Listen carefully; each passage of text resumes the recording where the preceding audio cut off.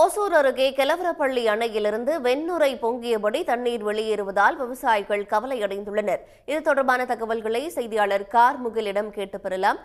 கார்முகில், தற்போது கெலவரப்பள்ளி அணையில எதனால் இந்த வெண்ணுரை பொங்கி வருது? விவசாயிகள் தரப்புல என்ன சொல்லப்படுது?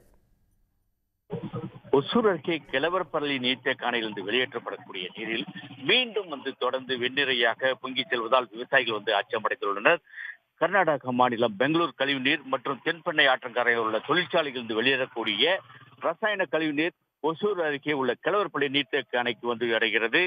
தற்போது மழை இல்லாத காரணத்தினால் கூட ஆற்றில் குறைந்த அளவே தண்ணீர் கொண்டிருக்குது. அவ்வாறு வரக்கூடிய தண்ணீர், அதாவது இன்று காலை நிலவரப்படி 290.83 கனஅடி நீரானது கொண்டிருக்கிறது.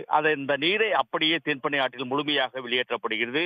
அணையிலிருந்து பாசனத்திற்காக திறந்து விடப்படக்கூடிய, அதாவது இடதுபுறம் மற்றும் வலதுபுற கால்வாய்களும் தண்ணீர் வெளியேற்றப்படுகிறது. அவ்வாறு வெளியேற்றக்கூடிய அந்த நீரில் தொடர்ந்து வெண்ணுரையானது பொங்கி திட்டு திட்டுகளாக காட்சியளிக்கிறது. இதனால் ஆற்றில் செல்லக்கூடிய நீரும் வெண்ணுரை போல் தொடர்ந்து காணப்படுகிறது. இந்த வெண்ணுரையால் அந்த பகுதியில் செல்பவர்கள் துர்நாற்றம் வீசுவதாக அந்த தென்பெண்ணை ஆற்றை அழகை சுற்றி பார்க்கக்கூடிய அந்த பகுதி மக்கள் கூட அதை அருகில் செல்ல முடியாத ஒரு சூழ்நிலையை தொடர்ந்து நீடித்து வருகிறது.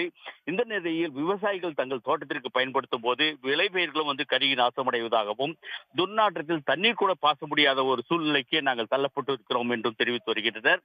தொடர்ந்து விளையக்கூடிய வயல்வெளியில் உள்ள புல்களை கூட கால்நடைகள் சாப்பிட்டால் அதற்கும் பல்வேறு நோய்கள் உண்டாவதாகவும், இதை தண்ணீரை இறங்கி விவசாயிகள் வேலை செய்யும் போது அவர்களுக்கு சரும நோய் ஏற்படுவதாகவும் தெரிவித்து வருகின்றனர்.